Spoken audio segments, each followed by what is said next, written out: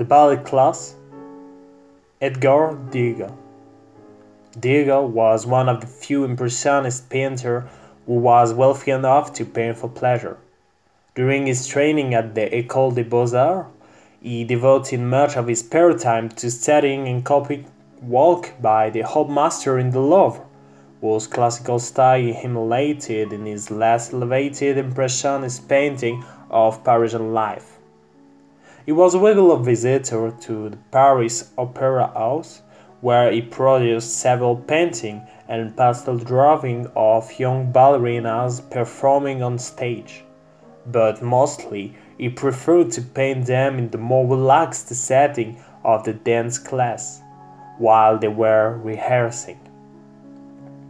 Degas painted the ballet class for the French opera singer and art collector Jean-Baptiste Faure.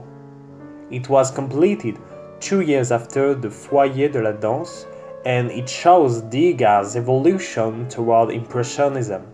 He invents an entirely novel composition by giving the scene the illusion of having been painted from a raised position. This enables him to show the room in oblique and receding perspective, emphasized by the lines of the parquet floor. The sensation of the room receding is increased by exaggerating the diminution of figures by distance, using the process known as heightened perspective. And while the Foyer de la Danse was modulated in delicate tones, this picture is painted in succulent, seductive colors. Compare the general color scheme used in the Ballet Class with that of his genre painting Absinthe. Between the little ballerinas, grouped them together on the steps in the background after the two dancers seen in the foreground, sketched a large empty space, contrasting with the varied and busy detail of the ballerina and their postures, in which the dancer will later perform. But now, the space is occupied by the old ballet master, who stands there leaning on his wooden stick, which he used to beat the time, while the young girl in the center of the group seems to be paying some attention to what he's saying. The rest are taking no notice.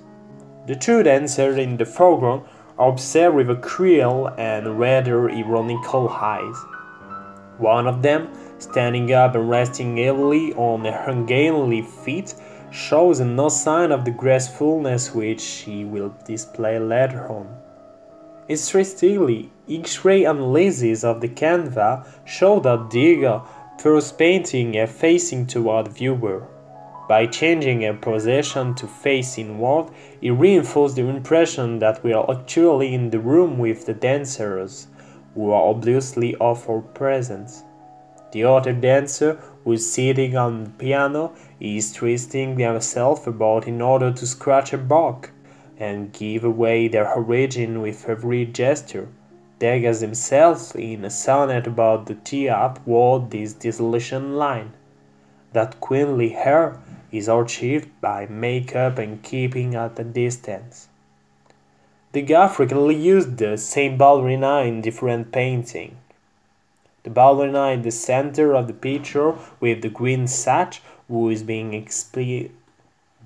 examined by the ballet master, also featured in the monochrome ballet rehearsal on stage.